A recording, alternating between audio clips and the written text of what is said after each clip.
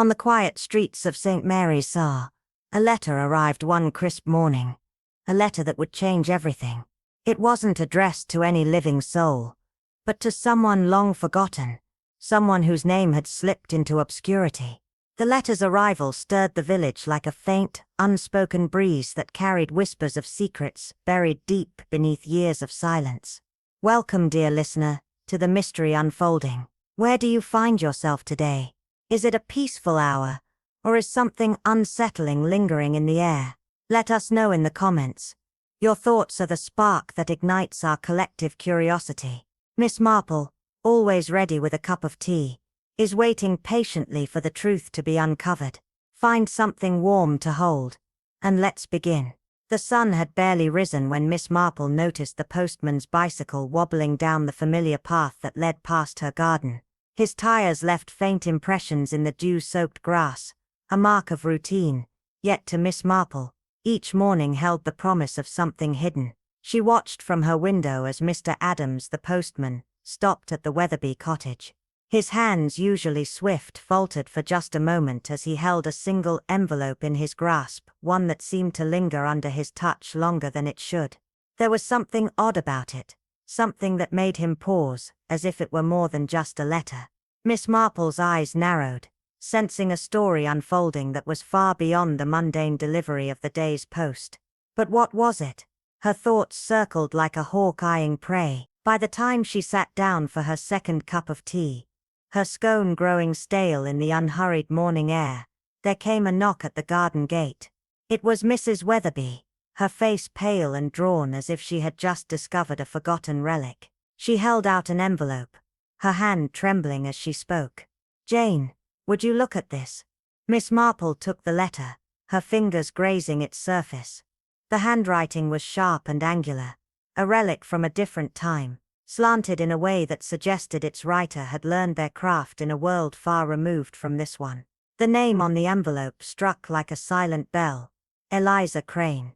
The air in the room thickened, a sudden heaviness settling around them. Eliza Crane had been dead for nearly 2 decades.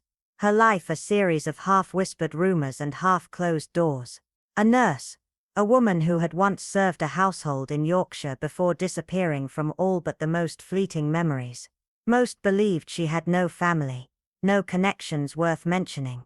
Yet here was this letter, sent in her name, arriving as if from beyond the grave. Miss Marple's eyes flicked to Mrs. Weatherby. "Where did this come from?" she asked softly. Mrs. Weatherby's voice was hesitant. "It was delivered this morning, to our box by mistake." She paused, unsure whether to be more concerned with the propriety of opening it or the mystery it promised. Turning the envelope, Miss Marple noted the postmark, Yorkshire, dated 3 days ago. The return address gave her pause. Sir Miles Ravenon, the last of an old family line known for its industrial wealth and its equally elusive history. Ravenon Hall, West Riding. Miss Marple's mind began to turn with possibilities.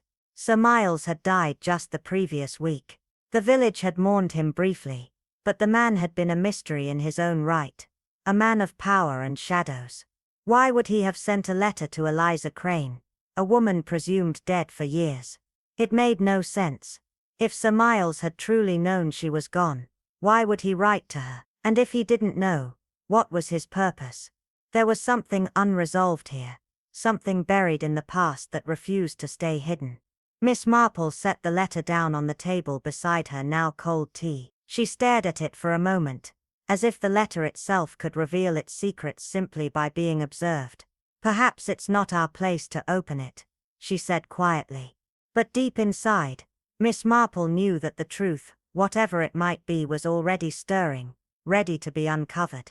The arrival of the letter at St. Mary Mews stirred more than just curiosity.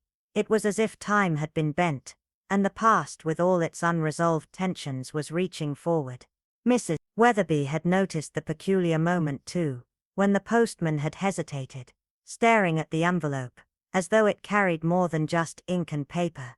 And then that letter, a name from the past, Eliza Crane, a woman who had vanished from memory, quietly buried under whispers and rumors.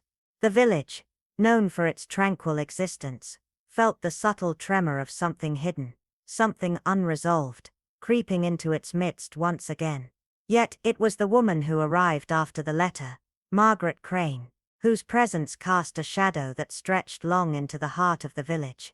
Tall, composed with the unmistakable air of someone both familiar and strange, Margaret had an agenda, one that Miss Marple could already sense but not yet fully understand. She had come not for the usual purpose of family affairs. No, it was something deeper, something darker. A niece who spoke of personal matters, of keepsakes, of things left undone, but her eyes told another story. Eyes that revealed a quiet, deliberate calculation beneath the respectful exterior. And then the subtle oddities. Her question about Aunt Eliza's belongings. Her hesitation at the guest book. The absence of grief or sorrow. Only purpose. The coincidence was too sharp to ignore. A letter from a dead man. A woman who should not have existed. And a long-forgotten life that was being drawn back into the light. Miss Marple, ever patient, noted it all, sensing that this was not the start of a simple visit or a minor mystery. There was more at play here, something that would unravel deeper secrets in a quiet village that had always prided itself on its serenity. The stage was set, and the truth was no longer buried in the past. It was arriving slowly but surely into the present. Margaret Crane's arrival had been unremarkable at first. A polite visitor inquiring about her late aunt's belongings, and the life she had led in St. Mary Me. Yet, as the days passed, the sharpness in her questions became impossible to ignore. She had engaged in conversations with the locals, asking about Eliza's final years, her friendships, her well-being in the village. But there was a strange cadence to her inquiries, as though each question had a purpose beyond simple curiosity. Mrs. Bantry, ever the gossip, had been the first to notice the oddity, relaying her suspicions to Miss Marple over afternoon tea. It was clear to Mrs. Bantry that Margaret's interest lay not in the woman herself, but in what Eliza might have left behind. Perhaps an inheritance, perhaps a secret. Reverend Phelps had also noticed the discomfort in Margaret's probing. Her inquiries into Eliza's past, including a particularly pointed question about a lost will, had more the feel of a cross-examination than a niece's fond recollections. And there were whispers, faint but persistent, about Eliza's earlier life at Ravenon Hall, of a young boy, Peter Raventon, Sir Miles's son from his first marriage, who had died under mysterious circumstances, a fall that some had suggested might have been something far darker. Margaret's questions seemed to stir these old memories, memories that had long been buried under years of silence.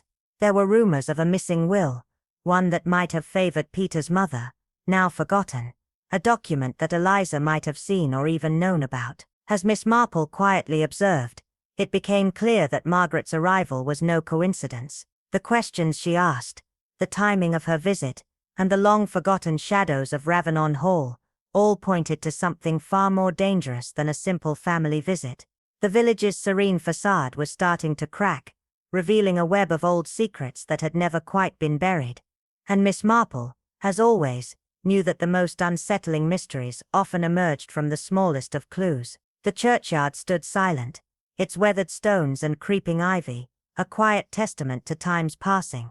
But for those who listened closely, even this stillness held its secrets. Miss Marple, tending to the fading blooms of her niece's memorial, noticed Margaret Crane, lingering near a modest headstone.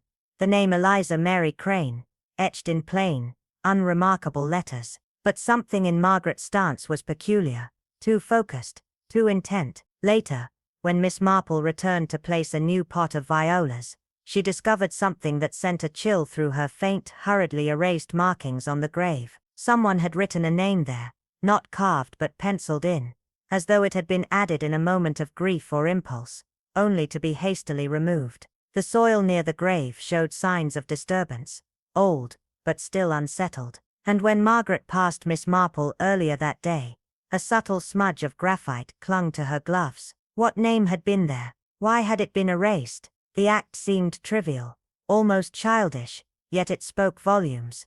A claim made in desperation, then quickly retracted. Such actions, Miss Marple knew, often revealed far more than words ever could. The small, seemingly insignificant details, especially those done in secret, tended to hold the deepest truths. Later, in the warmth of her drawing room, with the scent of bergamot and drying lavender in the air, Miss Marple poured tea with her usual precision. As Reverend Phelps and Dr. Hayward sipped their drinks, their conversation turned to Eliza Crane. Both men had known her, in varying capacities, and as the tea flowed, so did their memories. It was Reverend Phelps who first broke the silence, remarking that Eliza had left echoes far louder than her presence. Hayward was less cautious, recalling the scandal surrounding Peter Raventon's death. Frail from birth, Peter had died after a sudden fever, but it was what happened afterward that raised suspicions. The shift in the household, the departure of Peter's mother, and Eliza's own quiet exit,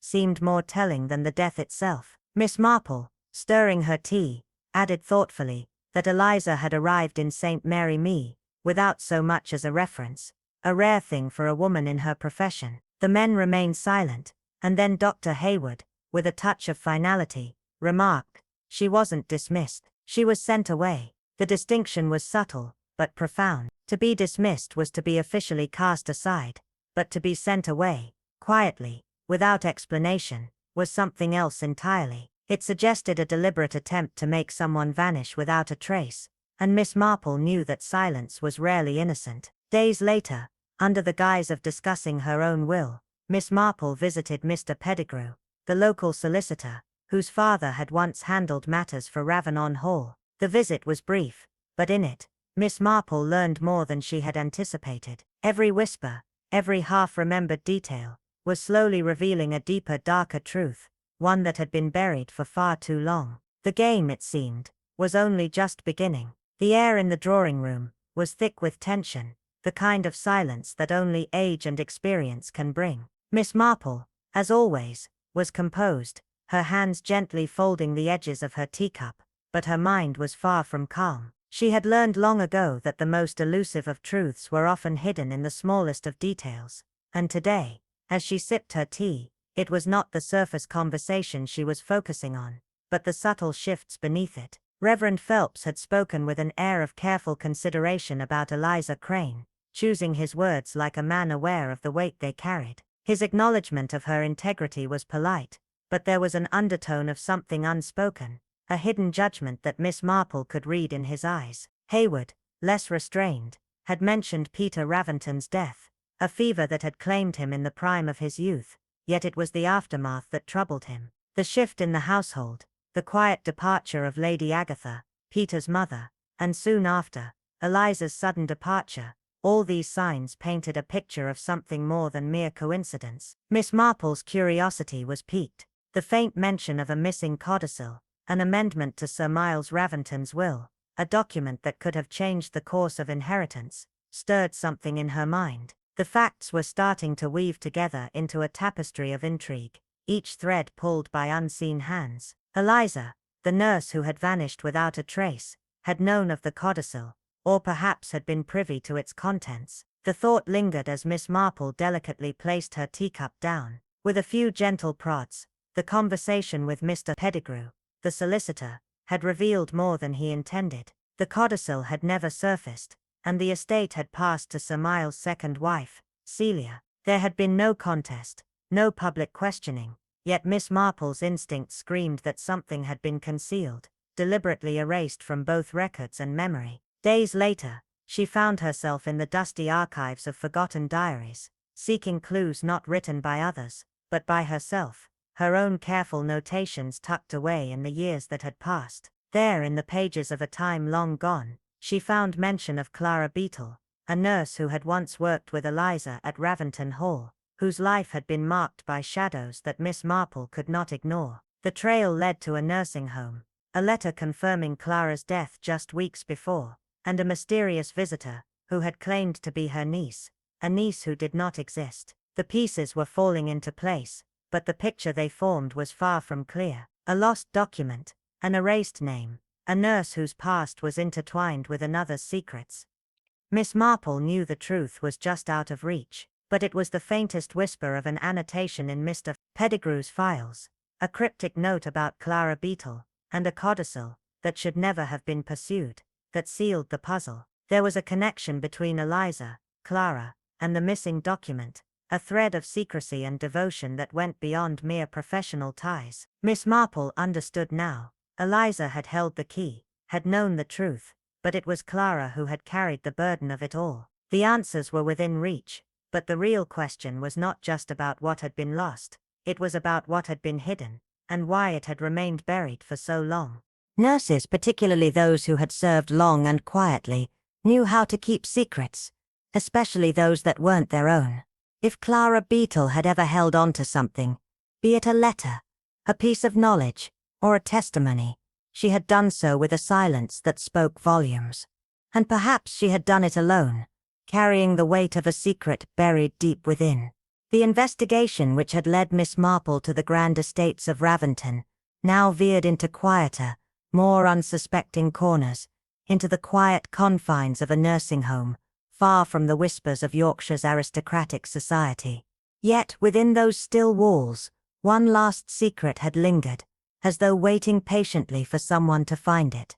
Miss Marple's persistence led her to the reply from Woodley House, the nursing home where Clara had spent her last days. The letter was brief, a quiet formality, revealing that Clara had passed away just 3 weeks prior, her health slowly fading after years of silent service. During her final months, she had received only one visitor, a solitary woman who signed in under the name of Margaret Crane, a name that held no further details, no connection to the woman she claimed to be. The visit had been brief, the conversation private, yet something had shifted after the visitor's departure. Clara had seemed disturbed, though she said nothing. Miss Marple's sharp mind did not need to be told who that visitor had been. She knew it was no coincidence that the name was an alias, chosen not to deceive the institution, but to create a connection that could not be traced by law, only by urgency. The woman, Miss Marple suspected, was none other than Marlene, someone who had come seeking something hidden, but had arrived too late. Or perhaps, as the mystery began to unfold in Miss Marple's mind, she had not arrived too late at all. Some secrets, once uncovered, moved too quickly to be contained. With that thought, Miss Marple rose, her decision made. There was one last question to be asked, and someone was running out of time. In the early hours of the next morning, as rain fell steadily upon the quiet village of Snork, Mary Mead, Mrs. Cathcart, the landlady of the Elms, noticed something unusual. The room at the end of the corridor, where Margaret Crane had taken residence, remained eerily still, no sounds of breakfast being prepared, no faint creak of floorboards, no kettle being turned on. Only silence, and a locked door that refused to yield to the landlady's usual knock. By mid-morning, concern had turned into urgency, and the vicar was summoned, followed closely by the constable. The door was forced open, and there upon the narrow bed, lay Margaret Crane. Her body was perfectly still, her gloved hand resting by her side, the other delicately curled over a closed book. Her face, though composed, held that unmistakable stillness, the one that even the most sheltered villagers would recognize. There was no sign of struggle, no trace of intrusion, just the quiet, unnerving end of a woman who had not come to the village in peace. Dr. Hayward arrived shortly after, examining the body with a professionalism that barely masked his unease. He noted the subtle signs, her complexion too pale, her lips slightly parted, as if she had not merely slept, but had been induced into her final rest. Miss Marple, upon hearing the news, showed no outward sign of surprise. She had known, in the way that only the most practiced of detectives could, that this was not a death born of natural causes. The signs, faint though they had been, now lined up like points on a map, each one drawing a clearer picture. A death in St. Mary Mead, especially under such curious circumstances, was never an ordinary event, and this particular death echoed too loudly of old secrets, of letters never sent, of truths unearthed only when it was too late. Miss Marple folded her knitting with a decisive motion, and stood. She did not need to be called. When truth arrives late, it often wears a borrowed name, and leaves behind nothing but shadows. Hayward's post-mortem report, delivered with his usual brisk gravity, confirmed what Miss Marple had already begun to suspect. The woman who had called herself Margaret Crane, had died of digitalis poisoning. Digitalis, a potent and cruel compound extracted from the foxglove plant, was once a staple in the medicinal arsenal of district nurses. The poison had a slow and deceptive effect, its symptoms often mistaken for mere fatigue or faintness, its bitter taste easily masked in tea or fruit preserves. By the time the body began to show signs of distress, the heart had already fallen into its final erratic rhythm, and breath had become a mere formality.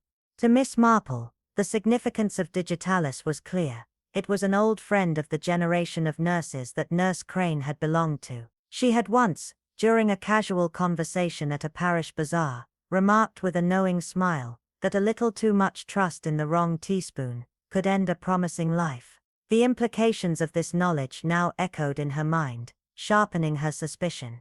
There were of course questions being asked, questions that the constable, still dutiful, but now utterly confused, and Inspector Graves, who would soon arrive with the authority of the county office, would formalize with much sharper authority. Yet, Miss Marple was already several steps ahead of them.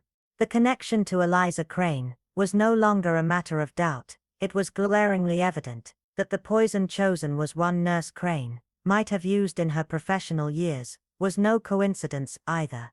The past, it seemed, had not merely returned to St. Mary Mead, it had come bearing old prescriptions, older grievances, and a knowledge of exactly how to recreate the quiet tragedy of another life.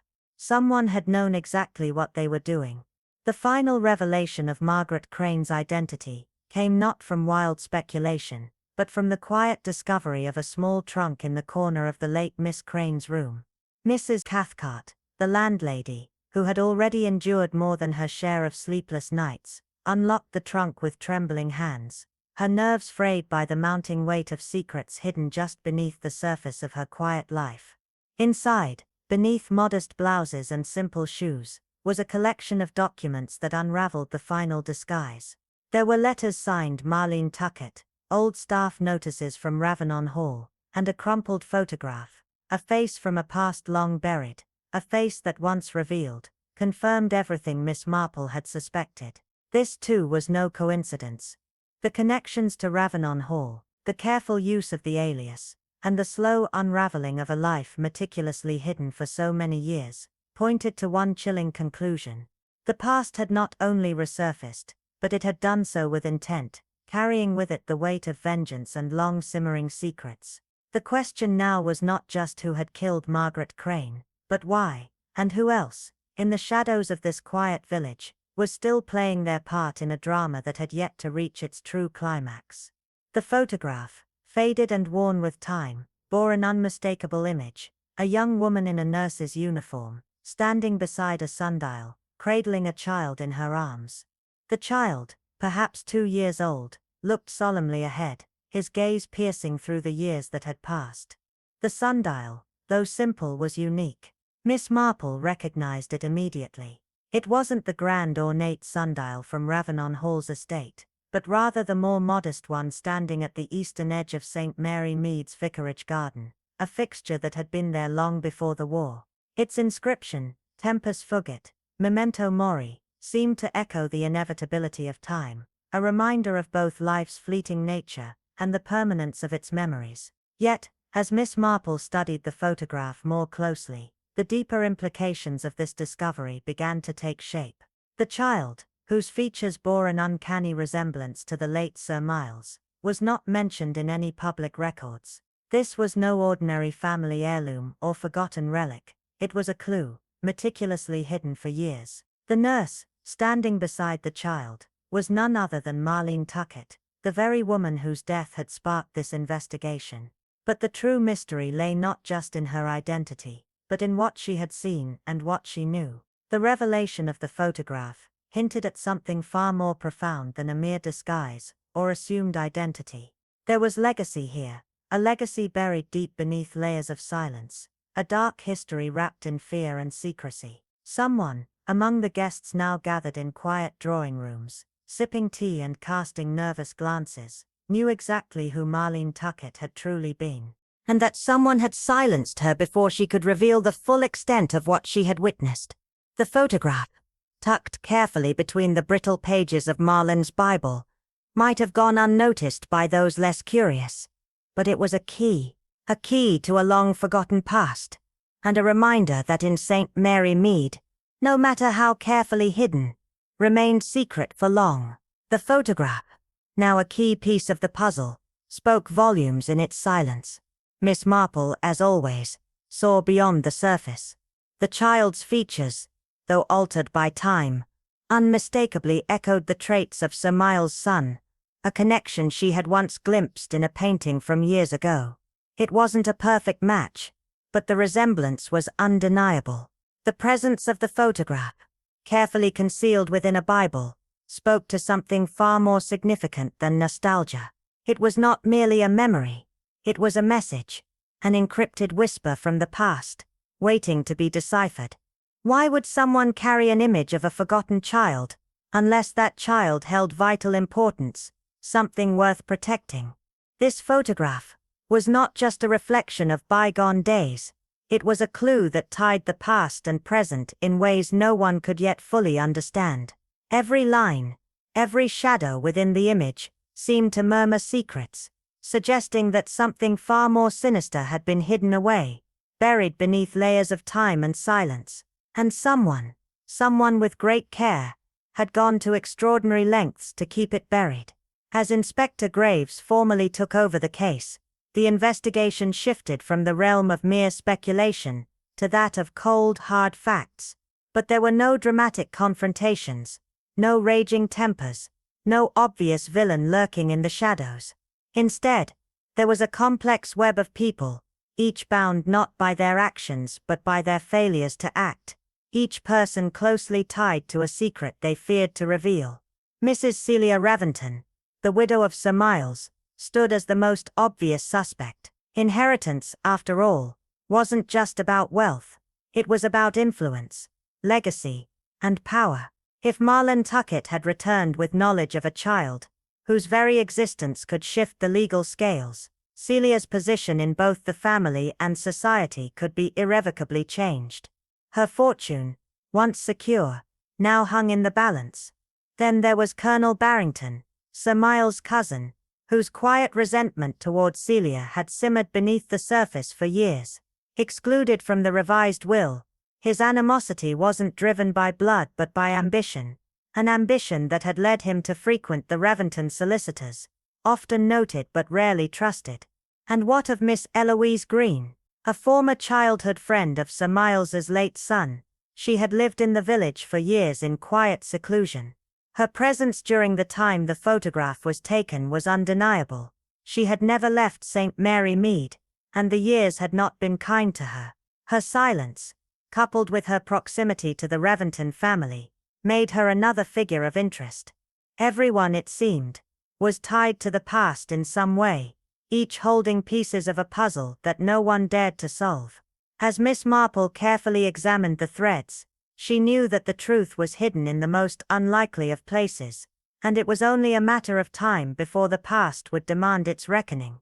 The silence that hung over the room was thick with unspoken truths, a silence that suggested not a lack of knowledge, but a deep, underlying fear of what might happen if those truths were ever exposed. Among the guests in this quiet town, there was always something that lingered just beneath the surface, a knowing, a hesitation, and a shared awareness of the potential consequences if the wrong words were spoken. And then there was Mr. Pym, the solicitor who had overseen Sir Miles's affairs with a devotion that some deemed loyalty, while others whispered it bordered on something much darker, discretion that seemed to be less about confidentiality and more about concealment. He was the perfect figure in this web of secrets, polite, respectable, outwardly blameless. But Miss Marple knew better. Guilt, she often said, didn't always shout. Sometimes it simply waited in the corners, motionless. And every one of these people, she realized, had something they were holding back, a part of the puzzle they weren't yet willing to reveal. Miss Marple had always been a careful observer of human nature, understanding it with the precision of a gardener tending to their plants. And so, it was not out of the ordinary for her to host a small tea gathering. But this particular invitation was different. Within days of Marlon Tuckett's death, she had extended invitations to the key figures in the mystery: Mrs. Celia Reventon, Colonel Barrington, Miss Eloise Green, and Reverend Phelps. The reason given for the gathering was simple: a modest tea to reminisce about Nurse Eliza Crane, and to pay tribute to her years of quiet service. But Miss Marple knew there was more to it. Beneath the surface of her civility, she had a deeper purpose in mind. She understood the subtleties of human behavior, the way people behaved when they thought no one was watching, how the smallest shift in demeanor could reveal volumes. As her guests arrived, she watched closely. Mrs. Reventon, ever the picture of propriety, removed her gloves with deliberate slowness, almost as if rehearsing the motions in her mind. Colonel Barrington, though outwardly composed, held a tightness in his shoulders, like someone preparing for a confrontation that hadn't yet come. Reverend Phelps, the diplomat, played his role to perfection, but Miss Marple noted his unusual vigilance. His eyes never fully left the others, and his words seemed carefully measured. And then there was Miss Eloise Green, pale and composed, her usual fondness for sweet treats absent as she barely touched the seed cake, her favorite. There was no harsh interrogation, no heated argument. Instead, Miss Marple let the conversation drift lazily, as tea-time conversations often did, asking innocuous questions about Ravenon Hall, how it had changed, and who had visited recently.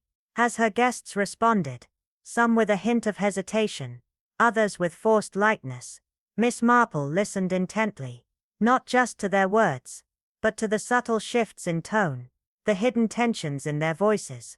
Each little clue, each carefully measured answer, was another thread in the intricate tapestry she was weaving, one that would soon reveal the tangled truth beneath.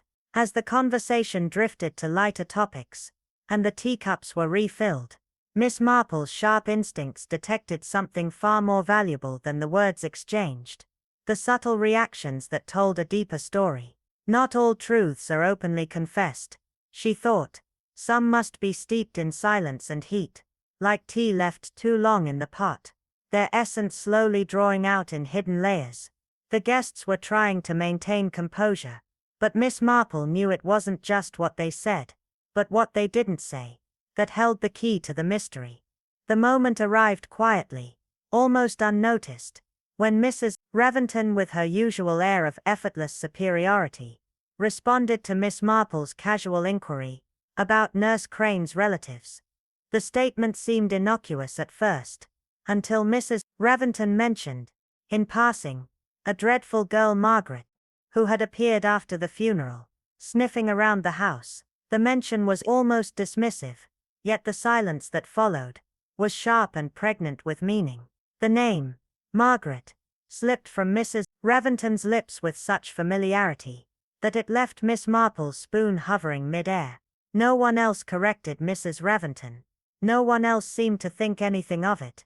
But to Miss Marple it was a subtle revelation, a slip of the tongue that confirmed something important.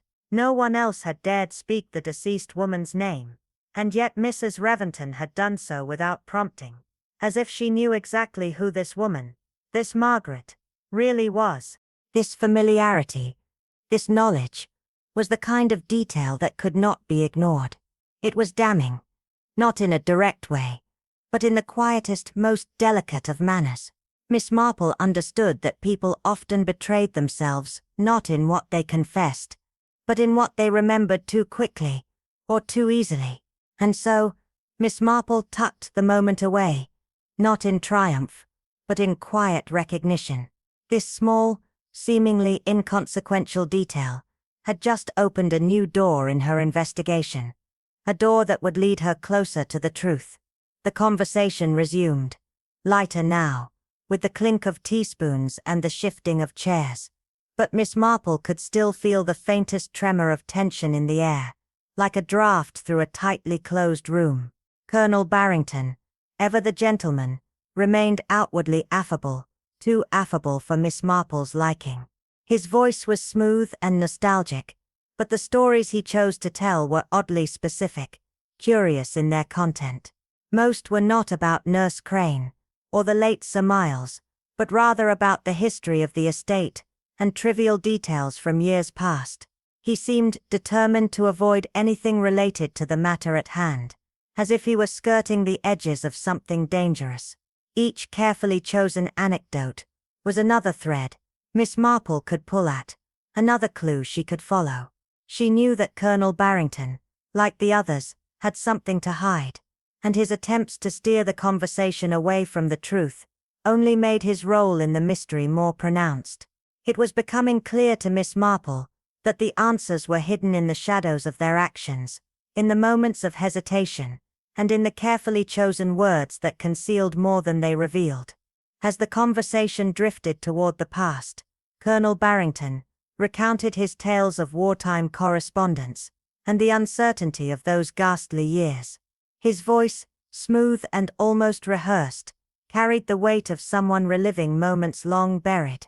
It was during one such seemingly innocent story that he dropped an unsettling detail. He quoted a line from a letter, verbatim, with particular emphasis on its closing. "Though we may never speak again, what we shared must not be undone." The words, casual at first, struck a chord deep within Miss Marple. She blinked once, almost imperceptibly, as a memory surfaced. Those very same words had appeared in a letter among Marlin Tuckett's belongings. A letter believed to have been written by Nurse Eliza Crane to Clara Beetle. The letter had never been made public, and Inspector Graves had kept it under lock and key. Yet here was Colonel Barrington quoting it with an unnerving familiarity. It was possible he had read the letter aloud, but the more likely, and far more troubling explanation, was that he had seen it long before Marlin's death. The realization sent a ripple of suspicion through Miss Marple's mind, but she didn't let it show. As the conversation lulled, Miss Marple observed the Colonel's subtle actions. His hand drifted to the sugar bowl, not for his own tea, already taken black, but to pocket a single cube. It was done absent-mindedly, as though it were an automatic gesture, but Miss Marple had spent years observing the small habits of those around her, and she knew that people rarely stole sugar, unless they had something bitter to swallow. Poison, after all, often traveled through the most ordinary of objects. In his fingers, Miss Marple saw not just the tremor of age, but the careful calculation of someone who had measured risks before, and was perhaps now growing less sure of his footing. It was in these small moments, these fleeting gestures, that truth often hid. And so, when the conversation lagged once more, Miss Marple casually mentioned how lovely the vicarage garden had looked that spring, drawing attention to the old sundial still leaning westward, as though resisting the passage of time. It was a small detail, seemingly inconsequential, but Miss Eloise Green's reaction was immediate. Though she had spoken little during the gathering, her composure faltered, and Miss Marple could see the slightest twitch in her pale hands. It was in moments like this, when people thought they were unobserved, that Miss Marple found the threads she needed to pull. With every word, every glance, every subtle shift in posture, the pieces of the puzzle were falling into place, and Miss Marple knew she was closer than ever to uncovering the truth that had been buried under layers of lies, fear, and calculated silence. The tension in the room had been almost imperceptible, yet as soon as Miss Marple mentioned the old sundial in the vicarage garden, Miss Eloise Green's reaction was instantaneous. Her fingers, previously resting lightly on the rim of her teacup, now tightened, and her eyes, instead of meeting Miss Marple's, flickered nervously to Mrs. Raventon, as if looking for some silent approval, or perhaps dreading a confrontation. No one else in the room seemed to notice this subtle shift, but Miss Marple did. Over the years, she had become an expert in reading the smallest betrayals of the human body, those brief but telling moments when silence itself becomes a confession. The way Miss Green's muscles twitched, the faint tightening of her posture, all spoke volumes. Though she said nothing, the cup in her hands remained untouched, and she made a small calculated excuse to leave, rising just a bit earlier than the others. It wasn't a dramatic departure, but a measured one, orchestrated with precision. Miss Marple, however, knew better than to press. She offered no reason for Miss Green to stay, nor did she comment on the peculiar look, but she tucked the observation away, like a secret kept in the shadows. The photograph of the sundial, the unnamed child, the fleeting tension, all connected now, a subtle thread of fear and evasion linking them in Miss Marple's mind. She had seen it before, the way time's deepest wounds never truly healed, how some memories never quite stayed buried. As the last of the guests left, the door closing behind Colonel Barrington's stiff, deliberate exit, Miss Marple moved to the sideboard, her actions smooth and familiar, as if following a ritual. She cleared the cups, stacked the saucers, folded the napkins, and as she did, she noticed something, a small but telling detail. One plate had gone untouched, while another had been wiped clean, the movements of the guests revealed in the crumbs and slight hesitations that others might miss. It was then, while rinsing the teaspoons, that Miss Marple discovered the anomaly. At first glance, it was nothing extraordinary. The spoon was not out of place, and it was only faintly unwashed, but as she turned it in her hands, she noticed something that set it apart from the others. Inside the bowl was a faint, milky residue, dull in sheen, stubborn against the water's first rinse. It reminded her of something from years ago, during the war, when nurses had used digitalis to treat cardiac patients. If the powder wasn't stirred thoroughly, it left behind a shadow, a trace that lingered, bitter and undeniable. This spoon, however, was not from her set, and that small strange mark, so subtle yet so deliberate, was an undeniable clue. Miss Marple's mind raced, but she kept her calm. She knew this residue meant something far darker than a mere spill of tea. The spoon, seemingly insignificant at first, had a peculiar weight to it, a slight anomaly that Miss Marple could not ignore. It was out of place, not just because it was one too many, but because its very presence suggested intent. She had laid out exactly 6 teaspoons that morning, and yet here was a 7th, its pattern subtly different, its handle lighter. It hadn't slipped in by mistake, nor had it been forgotten. No, this spoon had been deliberately introduced into the scene, possibly even used during the tea, and now it rested in her sink, quietly betraying its owner. The faint residue it carried was like a whispered confession, a trace of something that had once been concealed, now subtly revealing its truth. Miss Marple carefully dried the spoon, wrapping it in a linen cloth with deliberate slowness. She placed it in the bottom drawer of her writing desk. Not all evidence shouted its presence. Some whispered, just enough to be heard by those who knew how to listen. And Miss Marple was listening, her mind sharp and focused on the quiet clues. The next day she arrived at Woodley House, moving with her usual calm, unassuming demeanor, her steps deliberate but unhurried. She did not come with accusations or demands, only the quiet determination of a woman who knew that answers would reveal themselves when the right questions were asked. The matron of the house, a brisk but courteous woman, spoke of Clara Beetle with fondness and respect, recalling her as a private soul, sharp until the end. Yet, in her final days, Clara had become increasingly unsettled, her peace disturbed by something Miss Marple could not yet place. When asked if Clara had received visitors, the matron hesitated, then nodded, revealing that a woman had signed the log as Margaret Crane, claiming to be Clara's niece. She had stayed only an hour, but after her visit, Clara had seemed off, asking for water, and becoming unusually quiet. That night, she wept for no apparent reason, and by morning, her health had declined sharply. Miss Marple listened carefully, making a mental note of every detail, especially the name Margaret Crane.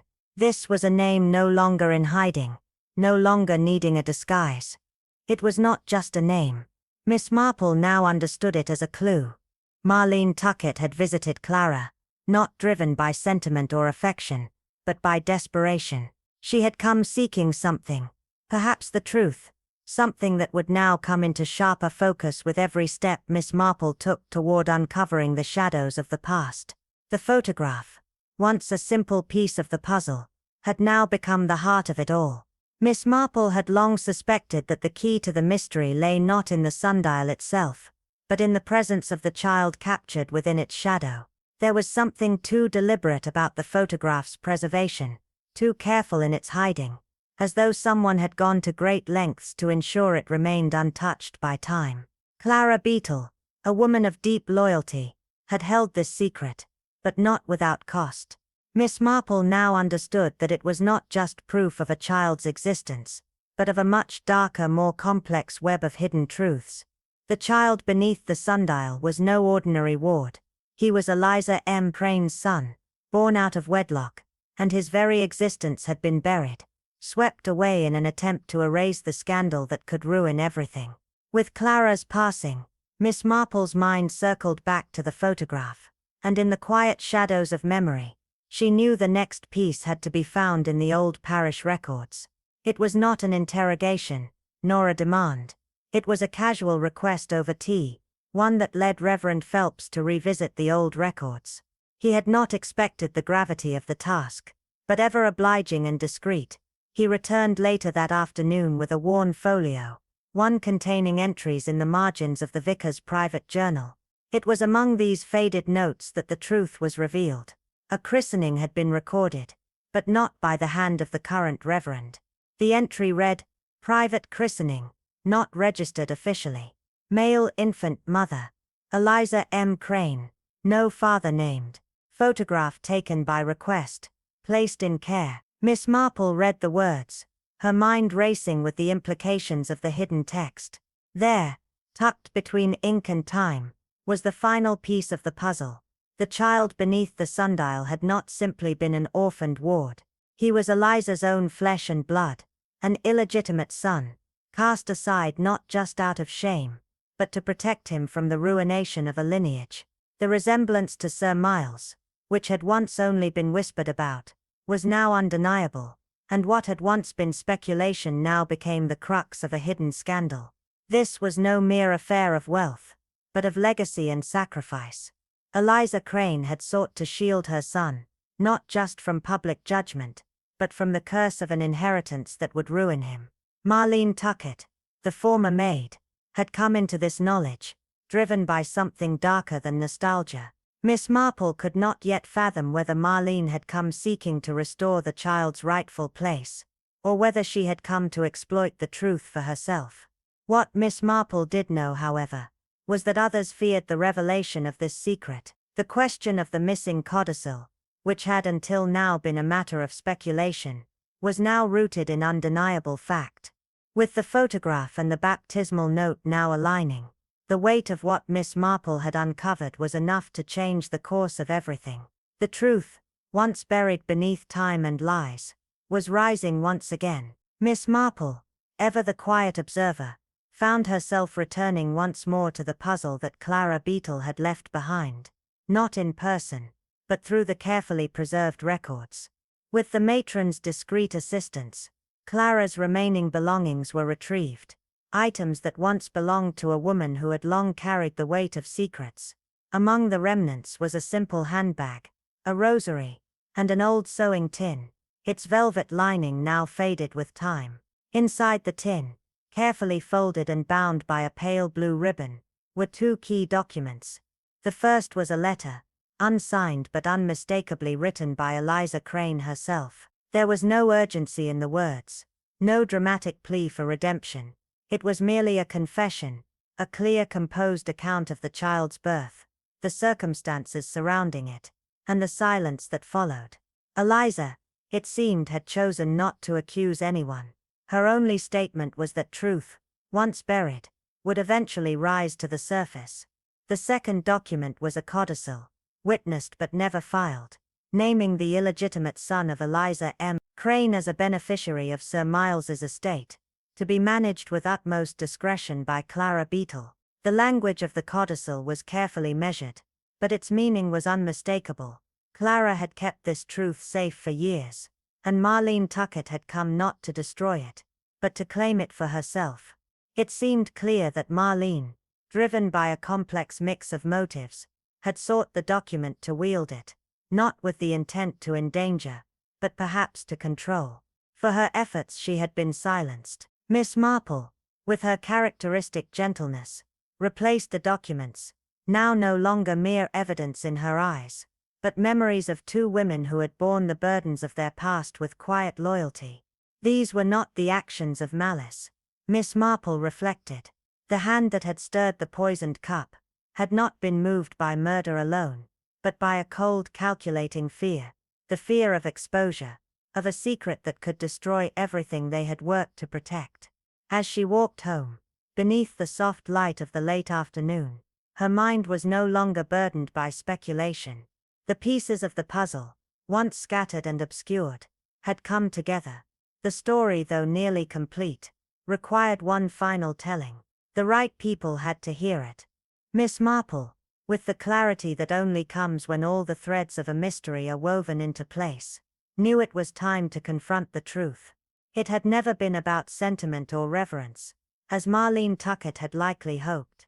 No, the story was about power, legacy, and the cold, unyielding hand of fear that could change the course of lives. Marlene Tuckett had not come to St. Mary Mead out of reverence or nostalgia, but with a very deliberate purpose, to reclaim a legacy that was not meant for her but for another. Whether driven by a sense of loyalty to Eliza Crane, or by an instinct for self-preservation that had sharpened over the years, Marlene had unearthed the truth, and brought it to the one person who had guarded it for so long, Clara Beetle. In doing so, she had crossed an invisible threshold, becoming a potential threat, not to morality or honor, but to reputation itself. The stakes were never about justice or vengeance, but about maintaining a carefully curated image. In Miss Marple's experience, murder rarely emerged from sheer hatred. It often stemmed from a far more insidious force: fear. The fear of losing everything one had worked so hard to build. The humiliation of old secrets clawing their way to the surface, like weeds in a well-tended garden.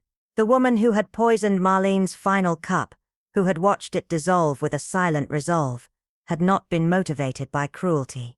No, her actions had come from the desperation of someone who had spent years crafting a life of propriety, who had carefully cultivated a position and a name that would be undone by the revelation of a forgotten child.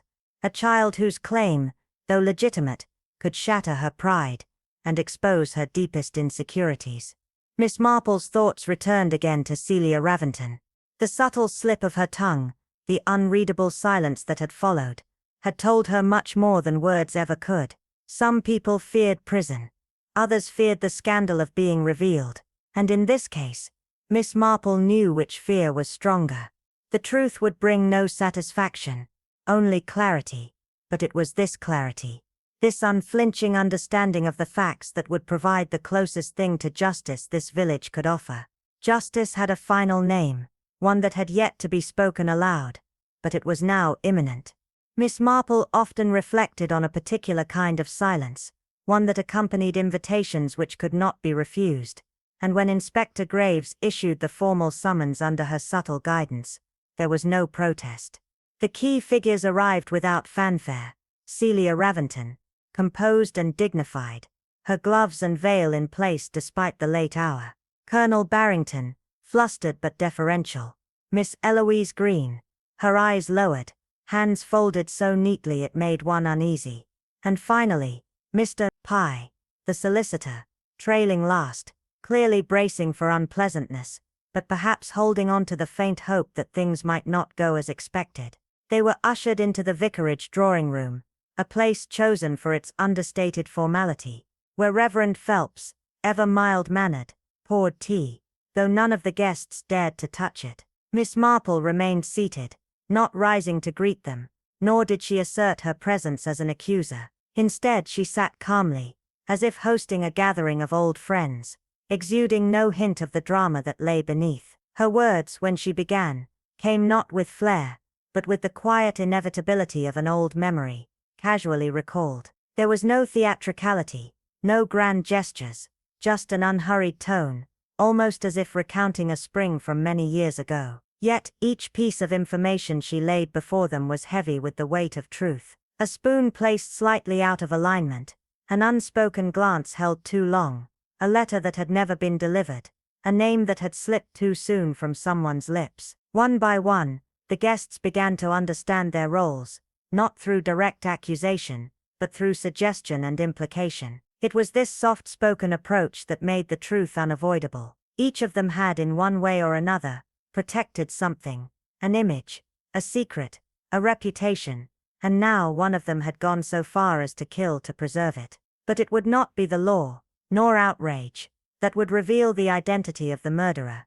It would be Miss Marple, calmly explaining the reasons behind the actions taken. She began not with the will, nor with the obvious secrets, but with the child, the one not mentioned in the will, the one excluded from the inheritance. The photograph that had been found hidden in Marlene's Bible had not been a keepsake, but evidence, silent, unmoving proof of a life concealed, and a claim denied. As the parish records now revealed, the child had been born to Eliza Crane, shortly after the death of Peter Raventon. Following that, another will had been written, one that included provisions for this unnamed son, entrusted to Clara Beetle's care, and discreetly supported should the truth ever come to light. Miss Marple paused, allowing the silence to deepen, letting the gravity of the revelation settle in the room. She observed how Mrs. Robbington stiffened, how Colonel Barrington's eyes narrowed, and how Mr. Pym's fingers tightened ever so slightly around his briefcase.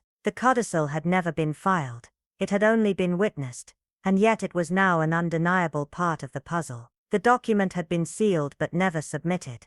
Its quiet disappearance, a calculated maneuver by someone along the way. Whether driven by fear, convenience, or strategy, it was clear that it wasn't the law that had failed the truth, but the intentional interception of it. Miss Marple's sharp gaze then turned towards Celia Raventon. The woman's posture was unchanged, but her expression, a mask she had long perfected, now carried a subtle but undeniable tightness. Her composure, so carefully maintained, now seemed more like a strain, less grief than attentiveness, less outrage than a muted tension. To Celia, this was not news, it was merely the painful resurfacing of something she had fought to bury, something she had long hoped would stay hidden. In that stillness, Miss Marple saw the truth emerge, not as a sudden discovery, but as something that had been deliberately smothered. The scandal had not been forgotten over time, it had been intentionally buried, with full awareness of the devastating consequences it would bring if ever revealed.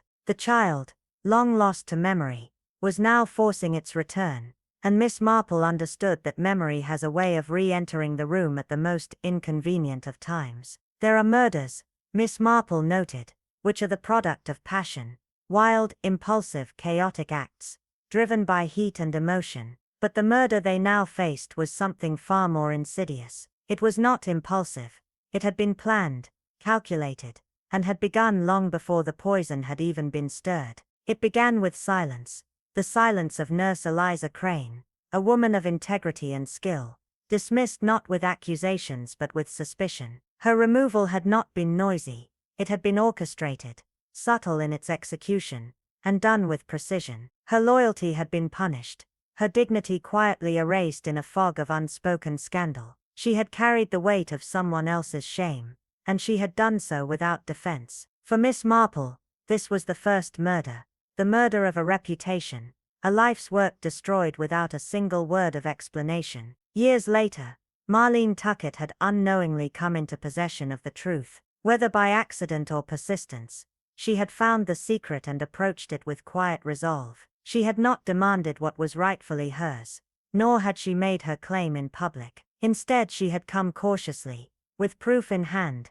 hoping for acknowledgement, perhaps even justice, but nothing more. And yet someone had seen her as a threat, one not only to wealth, but to a carefully constructed legacy, a name built on years of secrets and lies. In response, the second murder had been planned, not violently, not messily, but with cold calculation. A cup of tea, laced with digitalis, a single spoon that didn't belong, and Marlene was silenced. It was a quiet act, hidden beneath the most mundane of acts, yet its impact was devastating. Miss Marple's voice, steady and measured, carried no rise as she finished, but each word hung heavy in the air, its weight understood by all who listened. The truth was now unavoidable, its inevitability clear, and the pieces of the puzzle had all come together, binding the past to the present in a way that could never be undone.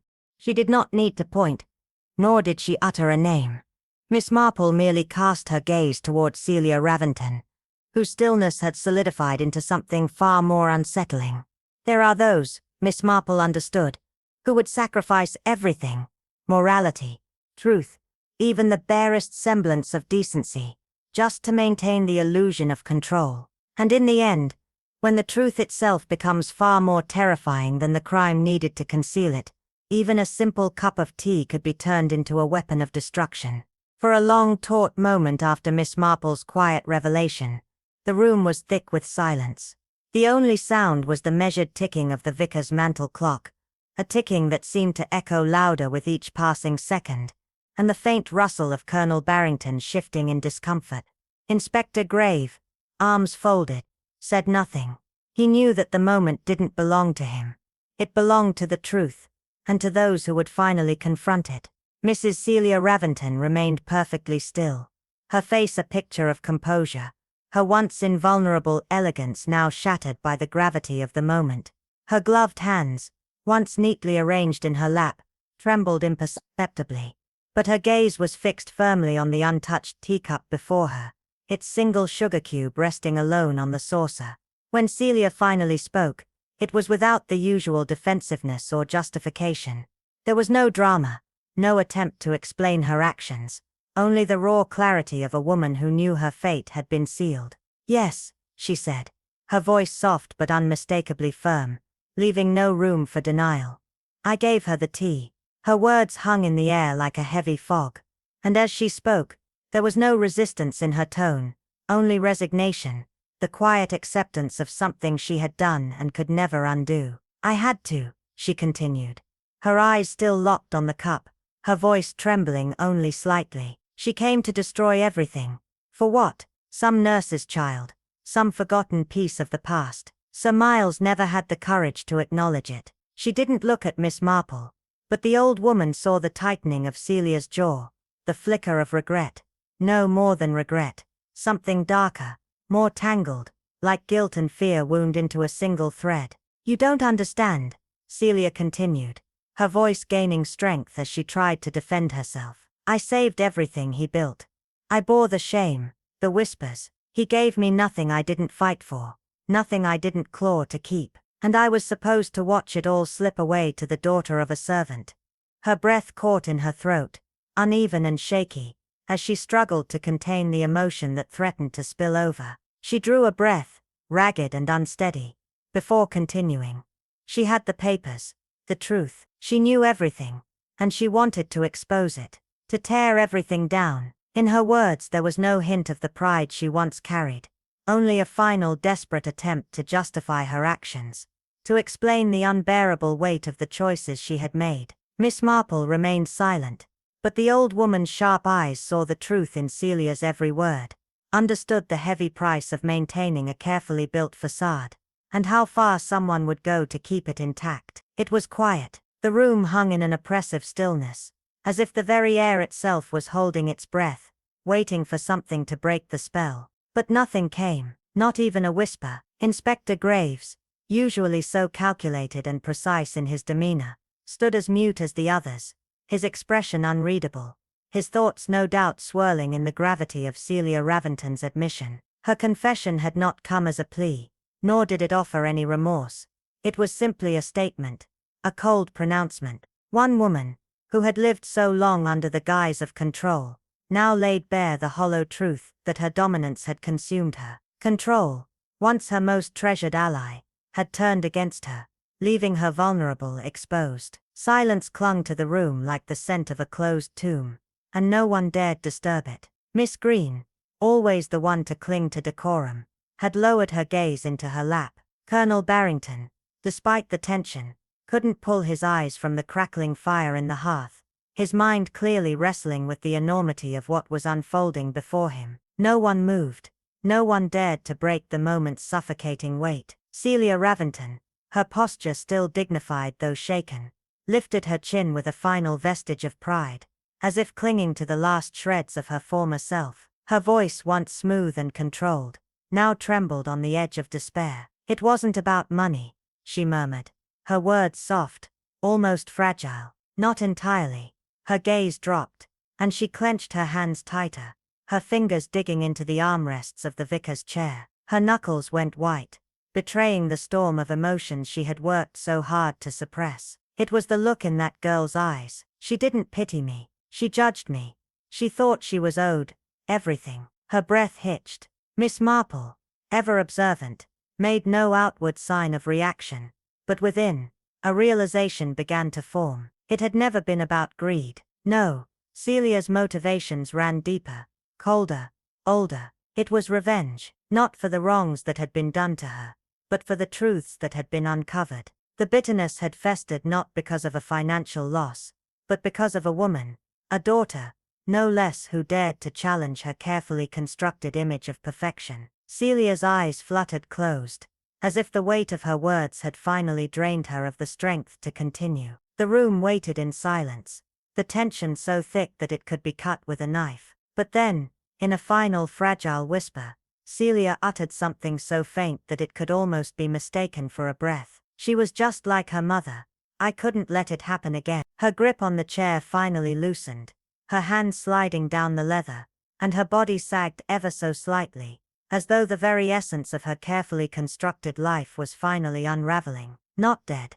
No, not yet, but undone. The artifice that had kept her afloat for so long was finally slipping through her fingers, and Miss Marple, with her piercing insight, knew the truth was now irrevocably out. The story was nearing its end, and only one final piece remained. The garden outside, the garden at Need, had begun to stir with the first whispers of spring. Pale irises pushed through the soil, their delicate blooms heralding the arrival of warmer days, and the first blush of roses hinted at the beauty that would soon grace the earth. Miss Marple moved slowly through the garden, her hands holding a small notebook, her wide-brimmed hat tilting gently in the breeze. A child passed by, oblivious to the weight of the secret still hanging in the air, and Miss Marple's gaze softened for a moment, the faintest trace of something like sadness flickering across her face. It was over, and yet in the silent stirrings of the garden, something lingered, something still waiting to be uncovered.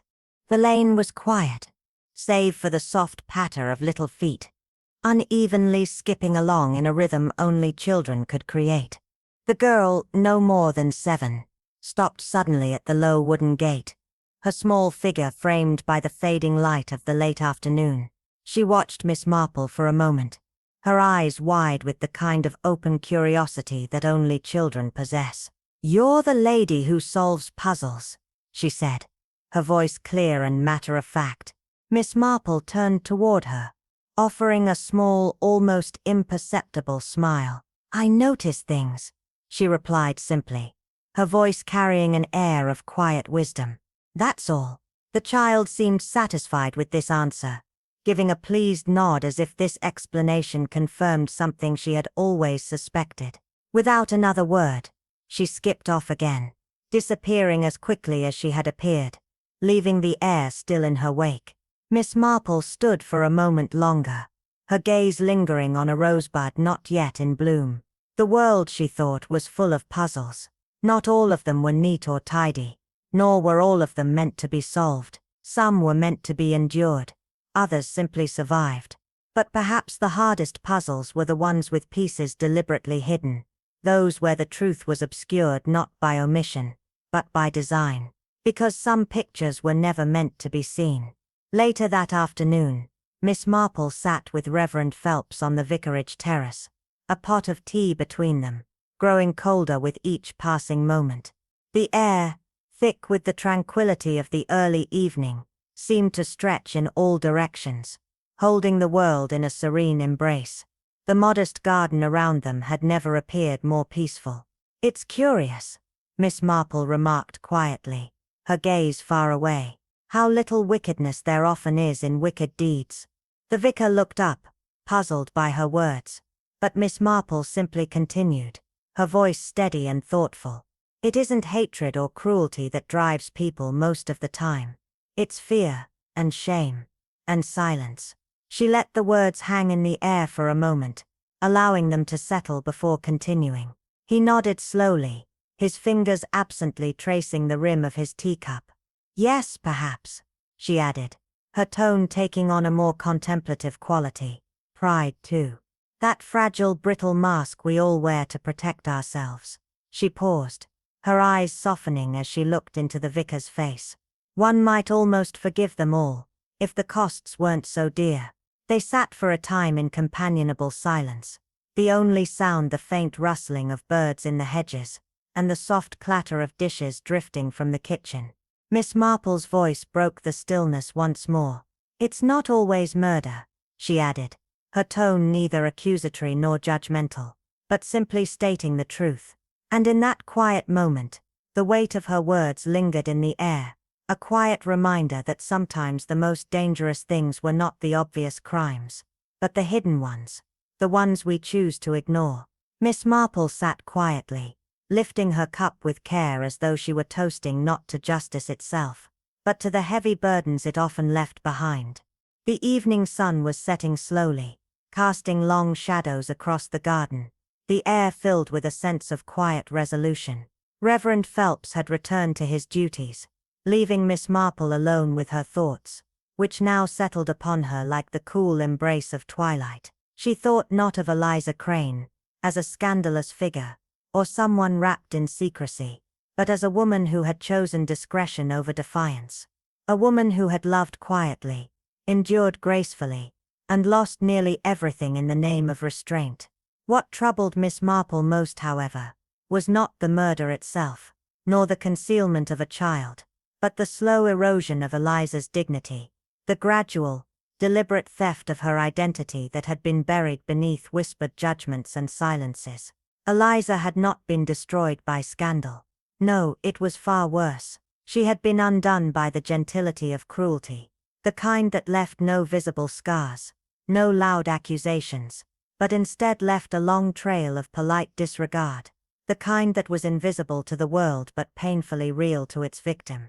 It wasn't the act of poisoning that stood out in Miss Marple's mind, but the years of silent cruelty that had led up to it, the kind of cruelty that took its toll without anyone noticing, and left nothing but absence in its wake. In the end, it had not been vengeance that brought justice. It was memory, a photograph, a teacup, a name penciled in ink, and then erased. Miss Marple bent to pinch a faded petal from a flower, her mind still mulling over the past. "A nurse once saved a child's life," she murmured softly to the twilight, "and lost her own in the process." She paused, her words lingering in the evening air. "One must wonder, dear Reverend," she added to no one in particular, "if that was the truer crime all along." With that she turned toward the house.